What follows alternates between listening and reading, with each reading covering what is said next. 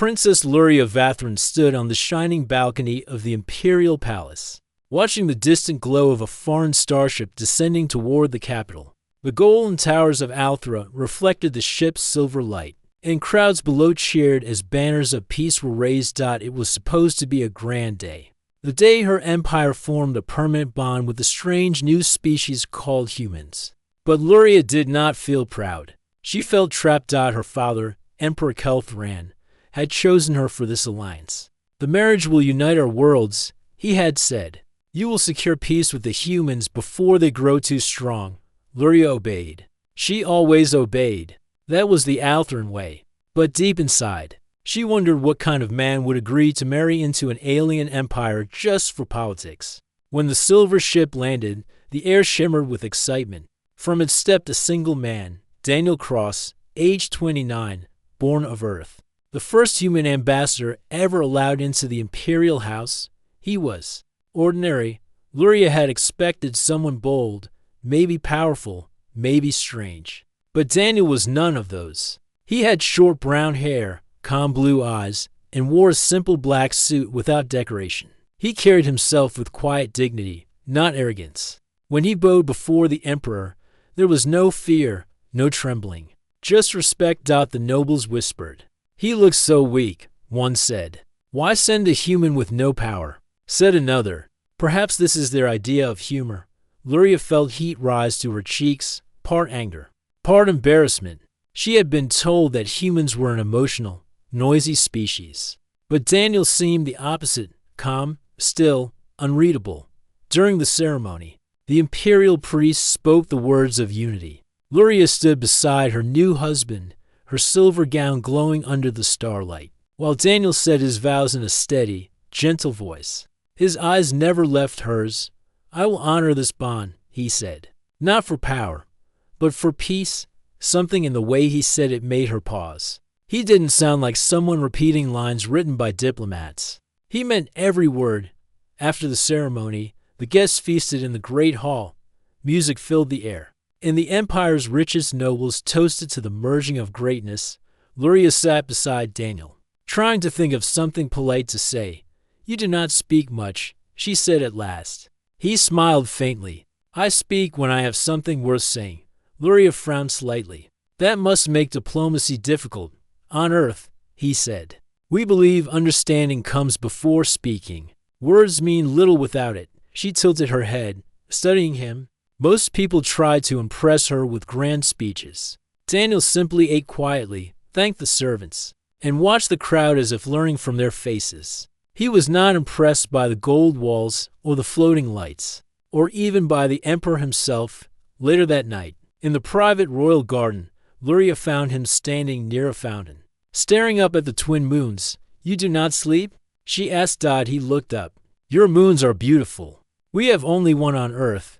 There was no fear in him, no sign that he was overwhelmed by being on another world. He spoke as if they were equals. That unsettled her more than any arrogance could have. You are different from what I expected, she admitted. He smiled. And what did you expect, princess? She hesitated. Someone loud. Someone trying to prove himself. Proving oneself is tiring, Daniel said softly. I'd rather learn first.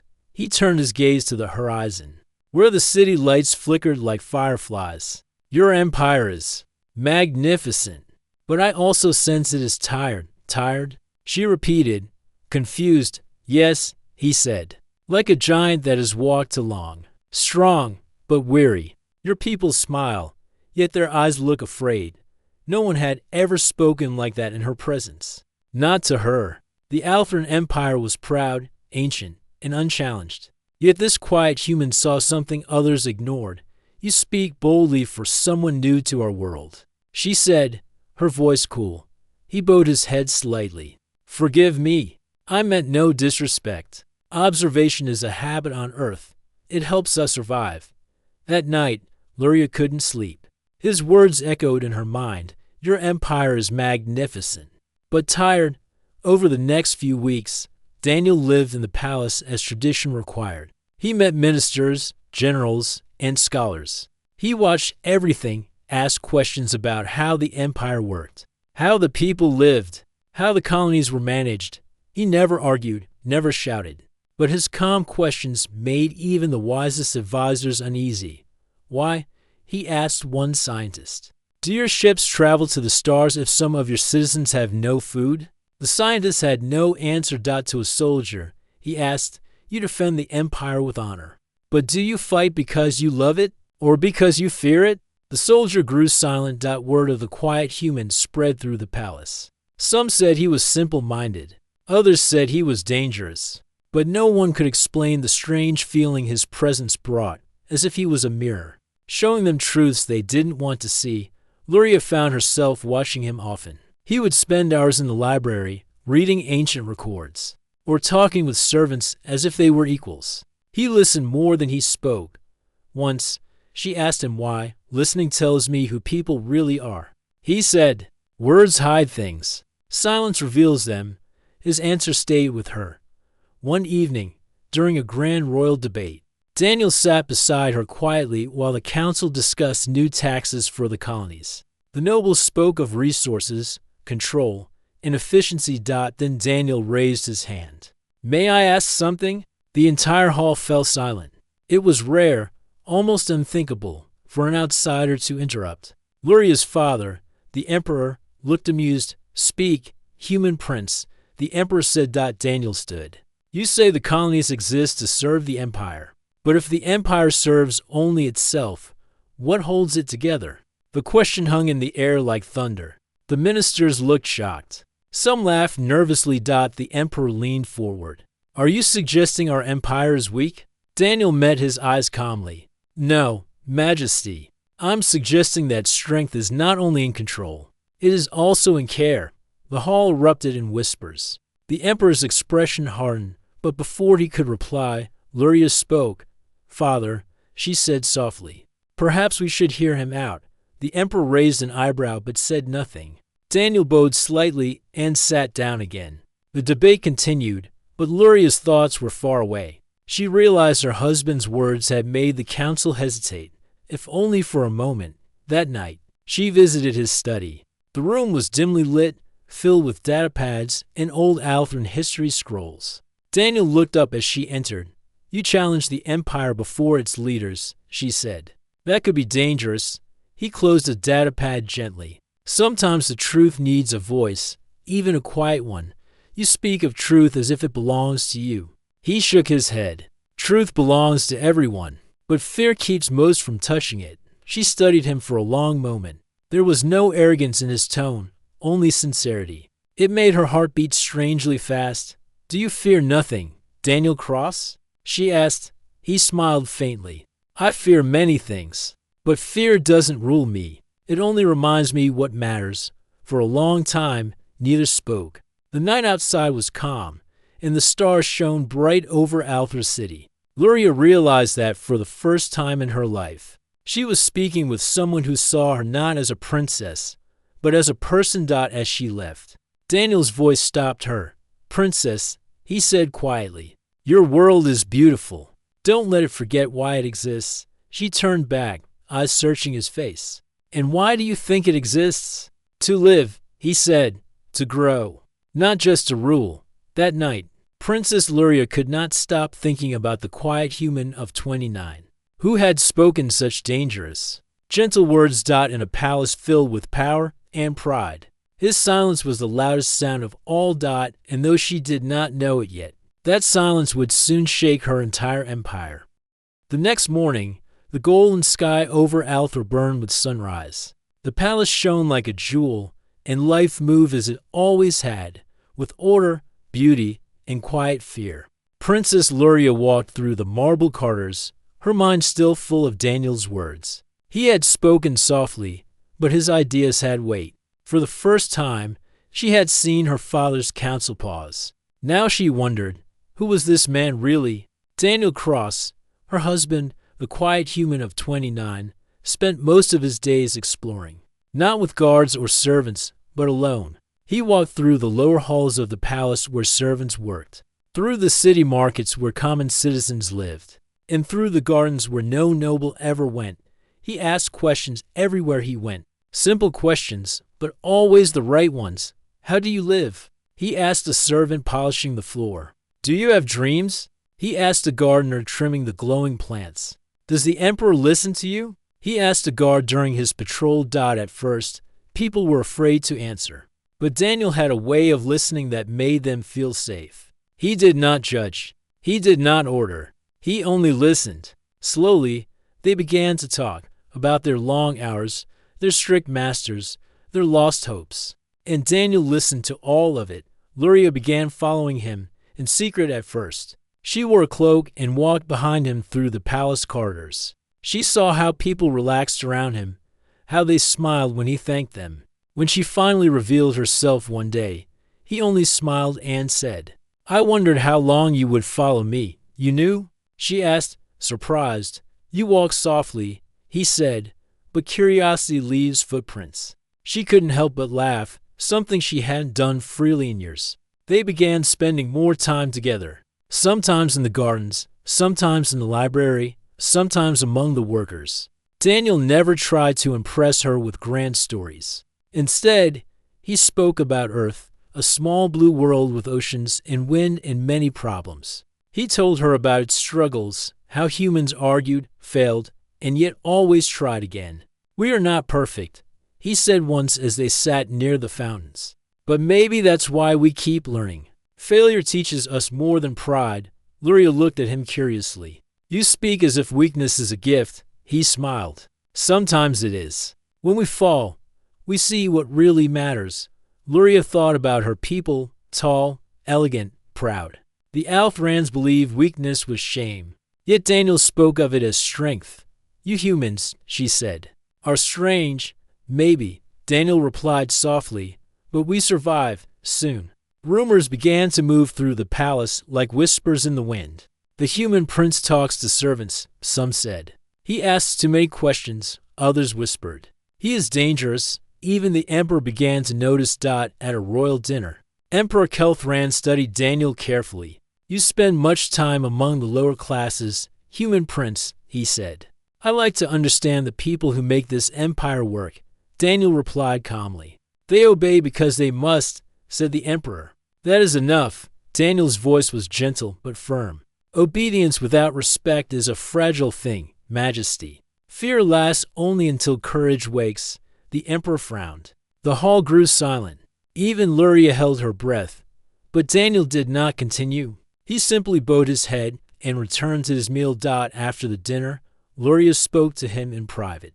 You should be careful, she warned. My father does not like his ideas questioned. Daniel looked at her quietly. If truth cannot be questioned, he said, then it is not truth. She had no answer for that. Days turned into weeks. The empire remained calm on the surface, but under it, small changes began to appear. Servants started talking about kindness. Soldiers started asking questions about justice. A few workers began helping each other without orders. The air of fear grew thinner, replaced by something new, curiosity. Luria saw it happening. She didn't know how Daniel was doing it, but somehow his presence made people think. One evening, she found him sitting near the palace gates, surrounded by children of workers. He was teaching them how to make simple shapes with a small holographic tool. When he noticed her, he smiled. They wanted to learn geometry. I thought this would be more fun. You teach their children? She asked. They asked. He said simply, why refuse knowledge? She sat beside him, watching as the children laughed and played with the glowing patterns. The sound of their joy was something rare in the palace. They will be punished if others see this. She whispered, then I will take the blame, he said. Luria felt a strange warmth in her chest. He was fearless, but not in a proud way. It was as if kindness itself made him strong. A few nights later, a storm rolled across the skies of Althra. The lightning danced between towers, and rain fell hard against the glass walls of the royal residence. Daniel stood at the window, watching the storm. Luria joined him. You like the rain? She asked. He nodded. It reminds me of home. On Earth, rain means life. It washes away dust and gives everything a chance to grow again. She looked at him quietly. Do you think our world needs washing too? He turned to her, his blue eyes calm and steady. Every world does. Even mine. Luria's voice softened. You see things differently, Daniel. My people look at storms and see danger. You see hope. He smiled faintly. That's the only way humans survive. We find hope, even in storms. The next day, Daniel visited the Imperial Academy, where scholars developed new weapons and technologies for the Empire's defense. Luria went with him. The lead scientists proudly showed their newest invention, a massive energy cannon designed to destroy entire fleets. Our empire will never be challenged again, the scientists said. We will be feared across the galaxy. Daniel looked at the weapon for a long time. Impressive, he said finally. But may I ask, what if fear is the wrong goal? The scientist frowned. Fear is power. Daniel shook his head slowly. No, fear is a chain. Sooner or later, someone will want to break it. Luria saw the scientist's confusion, but she also saw respect in his eyes, perhaps the first crack in the wall of blind obedience. Later, as they walked back to the palace, Luria said softly, You challenge everything we believe, yet you never raise your voice. Daniel smiled. There's no need to shout when the truth is clear. That night, the emperor called Luria to his private chamber. Your human husband, he said coldly, is causing unrest. Servants speak his name with respect. Soldiers question orders. He must learn his place. Luria bowed her head. He only speaks honestly, father. The emperor's eyes narrowed. Honesty is not always useful. Peace requires control. She hesitated. Or maybe peace requires understanding. The emperor turned away. You are starting to sound like him. When she returned to her quarters, Daniel was waiting. He could tell from her face what had happened. Your father is displeased. He asked. Yes, she said quietly. He fears you are changing things. Daniel looked thoughtful. Change is coming, whether I wish it or not. People are waking up. Then what will you do? Nothing, he said simply. I will keep listening. She stared at him in confusion. Listening? That's all. He smiled. Listening is where revolutions begin. Over the next few months, small ripples spread across the empire. Colonies began asking for fair treatment. Merchants demanded open trade. Even the royal guards whispered questions about justice. Luria saw it all, and she knew. It had started with him. Daniel had done nothing violent, nothing loud, yet his presence had changed the air itself. He was like gravity, quiet but impossible to resist. And slowly, Luria began to see her empire through his eyes, proud, shining, but hollow inside. One evening, she said softly to him, You see the truth of us, don't you? He nodded. Truth is never hard to see, princess. Only hard to accept. She looked out at the glowing city below and whispered, And if truth destroys us? Daniel's voice was calm. Then maybe what's destroyed deserves to be rebuilt. That night, the winds howled over Althra, carrying whispers of unrest from the outer colonies. And in the silent halls of the palace, one man, a quiet human of 29, stood watching, waiting, and preparing to awaken the sleeping empire. He did not plan to fight. He planned to change everything. The Althran Empire was beginning to whisper. In the marble corridors of the palace, servants spoke quietly of kindness. In the busy markets of the capital, merchants shared stories about a human who spoke of fairness. Even soldiers, who once obeyed without question, began to wonder about their orders. It all began with small things, a question here, a conversation there. But small things can grow, like fire from a single spark. And that spark was Daniel Cross. Princess Luria watched as her husband's quiet influence spread through the people. He never ordered anyone. He never raised his voice. Yet somehow, everyone who met him left with something new inside them, a thought, a question, a strange feeling of courage. The empire had been built on order and fear. For thousands of years, no one had dared to question the rule of the emperor. But Daniel, the quiet human of 29, was doing something no army could do. He was teaching people to think. Luria did not know whether to be proud or afraid. One morning, she found Daniel sitting with a group of young scholars in the royal gardens. They were arguing about freedom, leadership, and duty. A bold student asked, Human Prince, do you believe every person should choose their own path, even if it causes disorder? Daniel smiled calmly. Order built on silence is not peace, he said. Real peace grows from choice. When people choose to live with respect, order comes naturally. The students looked thoughtful. Another asked, but what if people choose wrongly? Daniel's answer was gentle. Then they learn. Failure is part of life. Only those who are allowed to fall can learn to stand. Luria stood at a distance, watching. She realized that Daniel's power was not in his words alone, but in the way he spoke them, with patience, with care, as if he believed every listener mattered. For the first time, she began to wonder if her empire, her proud, perfect empire, had forgotten how to care.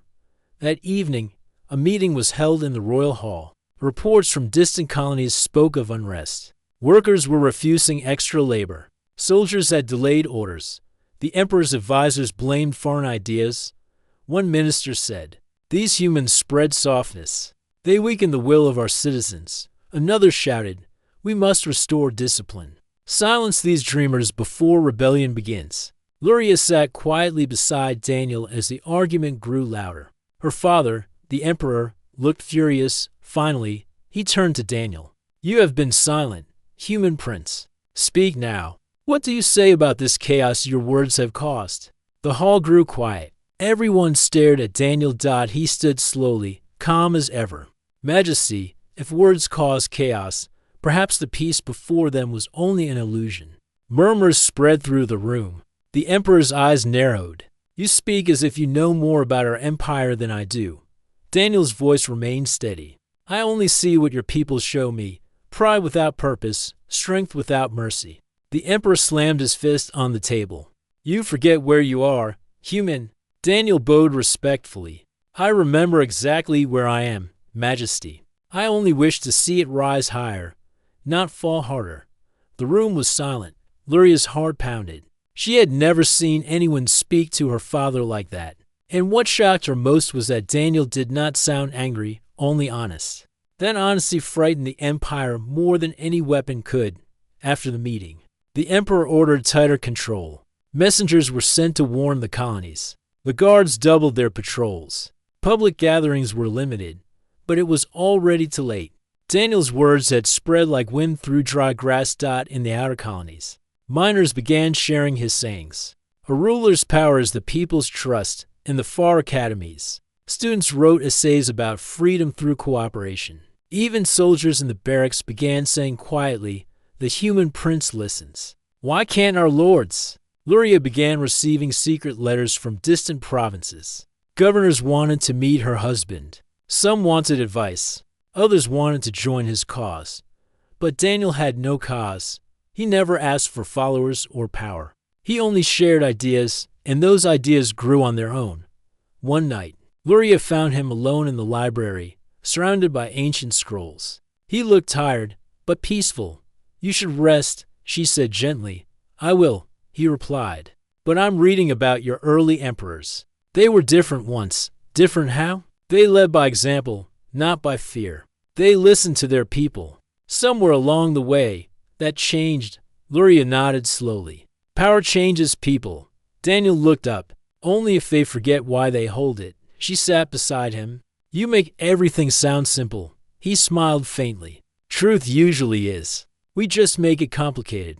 Luria looked into his calm blue eyes. For a moment, she saw something she had never seen in anyone. A quiet certainty that did not come from power or pride, but from understanding. And she realized she was beginning to believe in him. Days later, a message arrived from the colony of Vaynor, a planet rich in energy crystals. The workers had refused to continue mining. They demanded better treatment and freedom from military control. The emperor was furious. "They dared defy me," he roared. "Send a fleet at once." But Luria stepped forward. "Father, please, let Daniel go first. Let him speak to them. He may stop this without war." The emperor hesitated. He did not trust the human, but he trusted his daughter's judgment. "Very well," he said coldly. "But if this fails, both of you will bear the blame." The journey to Vaynor took 2 days. When they landed, the colony's skies were gray with dust. The workers stood in long lines, holding signs of protest. Imperial soldiers guarded the mining stations. tense and angry. Luria had never seen her people like this, tired, hungry, but filled with strange courage. Daniel stepped forward. No guards, no weapons. He simply walked to the crowd and raised his hand. "I'm Daniel Cross of Earth," he said. "I came to listen." For a long moment, no one spoke. Then a miner shouted, "Listening will not feed our children." Daniel nodded. "I know. But if no one listens, nothing will change." Slowly, the crowd quieted. Daniel asked them about their lives, their work, their hopes. He listened to every voice, every complaint. Then he turned to the soldiers. "You guard these people as if they are enemies. But they are the reason your empire breathes." The commander hesitated. "We follow orders." "I understand," Daniel said softly. "But ask yourself, do those orders serve your honor or your fear?" Silence fell. The soldiers looked at one another, uncertain. Hours passed. By sunset, Daniel had spoken with miners, soldiers, and local leaders. He promised no miracles, only fairness. The next day, both sides agreed to pause the strike. Supplies were shared, and the soldiers lowered their weapons. Luria watched in awe. He had done what fleets and generals could not. He had brought peace through words. When they returned to the capital, the emperor was shocked by the result. "You convinced them?" he asked. Daniel bowed. "No, Majesty. They convinced themselves. I only reminded them they could." The emperor stared at him for a long time. "You are dangerous, human, more dangerous than any army." Daniel smiled faintly. "Dangerous ideas are just truths people were not ready to hear." After that, Daniel was watched by spies. His movements were recorded. His conversations were monitored. But still, he spoke gently wherever he went. The spark he had started had now become a quiet flame. That night, as Luria stood beside him on the balcony, she said softly, "You changed them, Daniel. You changed all of us." He looked at the stars. "I didn't change them. I just reminded them what they already were." "What are we then?" she asked. "Alive," he said, "and capable of more than fear." Luria felt the wind brush her face, carrying the distant songs of the people below. Something new was rising in the empire, not rebellion, but awakening. For the first time in her life, she didn't feel like a princess trapped in gold. She felt like a person standing at the edge of something vast and real, and she knew that the quiet human she had. Mary was no ordinary man. He was the beginning of change, the first spark that would soon set the stars themselves aflame. The sun above the Althran capital burned red as it fell behind the crystal towers. The once perfect city no longer felt peaceful. The air carried tension. Crowds gathered at every corner, whispering news of rebellion and collapse. Princess Luria stood at the high balcony of her private chamber, watching the skies fill with the trails of departing ships. Whole fleets were leaving the empire, some to defend colonies, some to flee, and some to join the new free worlds movement that had spread across the stars. She turned as the door opened quietly. Daniel entered, wearing his usual plain black jacket, his hands folded behind his back. His calm face showed no fear, even as the world he had entered was now burning with unrest. "They are leaving again," Luria said softly. "Every hour, another world declares independence. My father's counsel is broken. He blames you." Daniel looked out over the city, then back to her. "He should blame truth, not me," Luria sighed. "Truth does not destroy empires. People do." Daniel's blue eyes met hers. "No, lies destroy them first. Truth only shows what was already dying." His voice was steady, almost a calm for the chaos outside. Luria wanted to be angry, but she couldn't. He spoke with such quiet honesty that it was impossible to see him as an enemy. In the council chamber below, voices were rising. The emperor's ministers shouted over one another, some demanding stronger military action, others begging for negotiation. The room trembled with the sound of rage and panic. The emperor himself sat in silence at the center, his golden crown dim under the cold light. His face was hard and proud, but there was fear in his eyes. When Daniel entered, every eye turned toward him. Some glared, some looked away in shame. "Human," said General Vecker, pounding his metal fist on the table. You have filled our colonies with poison. You teach them to disobey. You are no guest. You are a weapon of chaos. Daniel stood straight. If freedom is poison, General, then your empire has been sick for a long time. Gasps filled the room. The Emperor rose slowly. Enough, he said. His voice was calm but heavy with power. Human Daniel Cross, you came here as a symbol of peace. Yet since your arrival, my empire shakes. My people question everything. My soldiers hesitate. You will answer for this. Daniel's face remained calm. I never asked anyone to follow me. They followed their own hearts. If that frightens you, Majesty, then your rule is not as strong as you believe. The Emperor's eyes burned with anger. You dare speak of strength? You are fragile, mortal, short-lived. You think words can rule the stars? Daniel took a slow breath. No, words cannot rule, but they can wake the world. The silence that followed felt endless. Even the guards didn't move. Finally, the Emperor turned away and dismissed everyone with a wave. Take him away. Keep him under guard. I want this human watched. Daniel didn't resist as the soldiers took him. But as he passed Luria near the door, he gave her a small, calm nod, as if telling her not to fear. That night, the palace trembled again, not from rebellion outside, but from within. Groups of soldiers began fighting in the corridors. Some remained loyal to the Emperor, but others refused orders to fire on citizens. Blaster energy burned against marble walls. The Empire's great palace, the heart of power for centuries, had become a battlefield. Luria ran through the hallways with 2 royal guards. Smoke filled the air. Somewhere above, alarms screamed. She heard shouts, "For freedom! For the Emperor! Stand down!" She reached the security cell where Daniel had been taken. The doors were open. Inside, the guards lay unconscious, but not harmed badly. Daniel was free. He stood waiting in the shadows, holding a small data pad he had taken from the control table. "You shouldn't be here," he said when he saw her. "I came to help you escape," she said. Catching her breath, "I can't escape," he replied softly. "Not yet.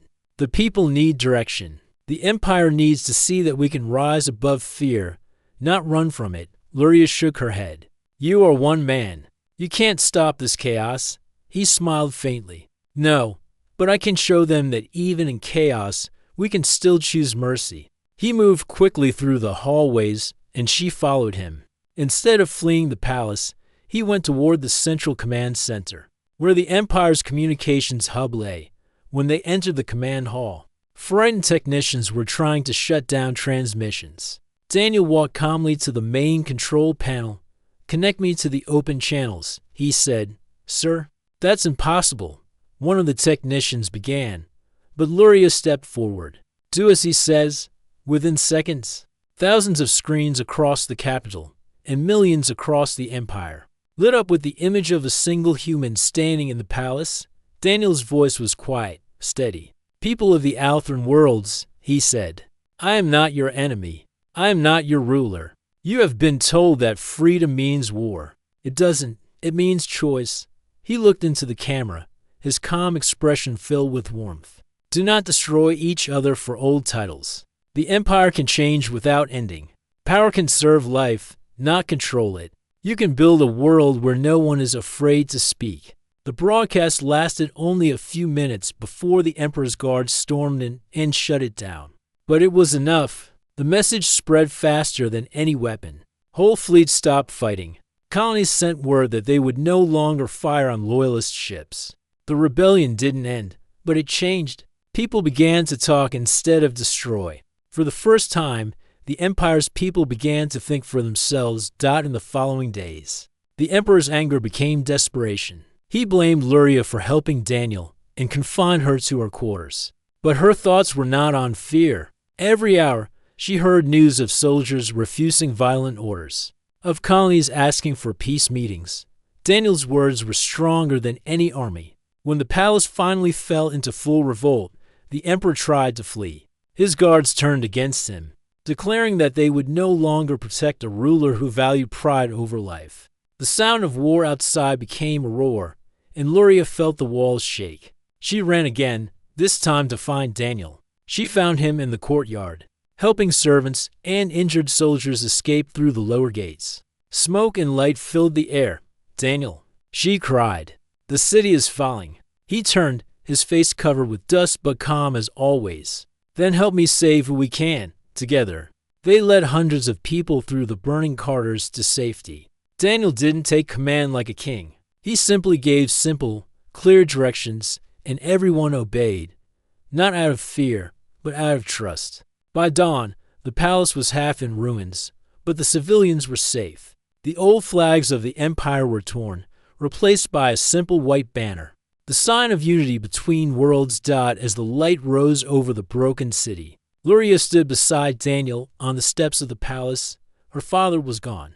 The empire that had ruled for 1,000 years had fallen. She looked at Daniel, her heart heavy but clear. "You didn't just end an empire," she said softly. "You changed how my people think." Daniel's expression was tired but peaceful. "No," he said quietly. "You changed them. I only reminded them what power is meant for." "And what is that?" she asked. He looked toward the sunrise. "To protect, to heal, to lift others higher than ourselves." Luria felt tears in her eyes, not of sorrow, but of awe. In that moment, she realized that this quiet human, the man everyone once thought weak, had reshaped the stars with nothing but truth and kindness. The Althran Empire trembled that day, but it did not die. It began to rebuild, not under the shadow of fear, but under the light of something new, something human. The morning after the palace had fallen into partial ruin, Princess Luria stood on the grand steps, looking out over the city. Smoke still rose from the broken towers. Citizens, soldiers, and workers moved cautiously, inspecting the damage. But despite the destruction, there was a new energy in the air. Not fear, not anger, but hope. Daniel Cross stood beside her. His black jacket was smudged with ash and dirt, but his calm blue eyes shone brighter than any weapon or banner.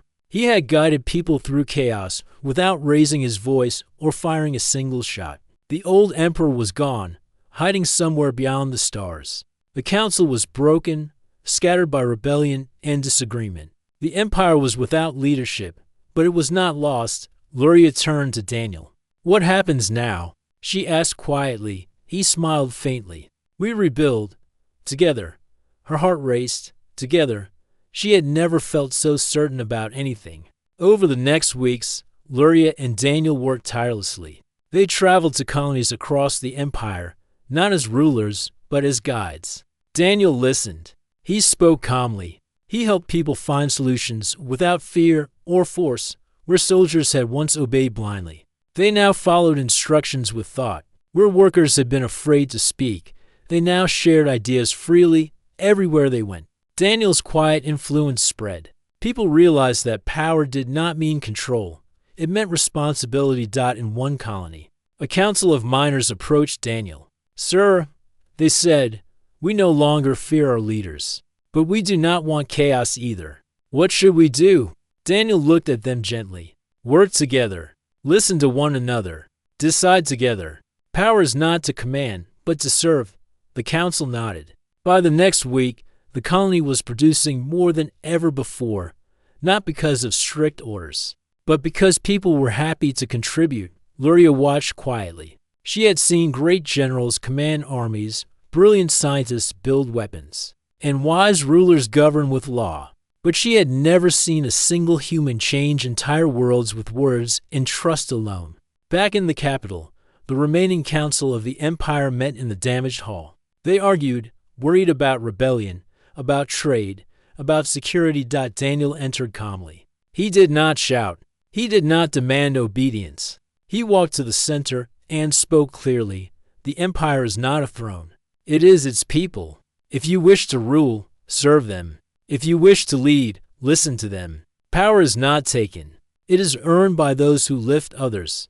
Some council members were shocked. Others were curious. Slowly, they began to discuss solutions instead of issuing threats. By the end of the day, they had agreed to a council where voices from across the empire, soldiers, citizens, and scholars would have a say. Luria smiled at Daniel. "You've done it again," he shrugged. "Not me. The people did it." I only reminded them that they could. In the following months, the empire transformed. Where fear had once ruled, there was now dialogue. Where obedience had once silenced minds, creativity and cooperation flourished. Colonies sent ambassadors willingly. Soldiers trained to protect citizens, not dominate them.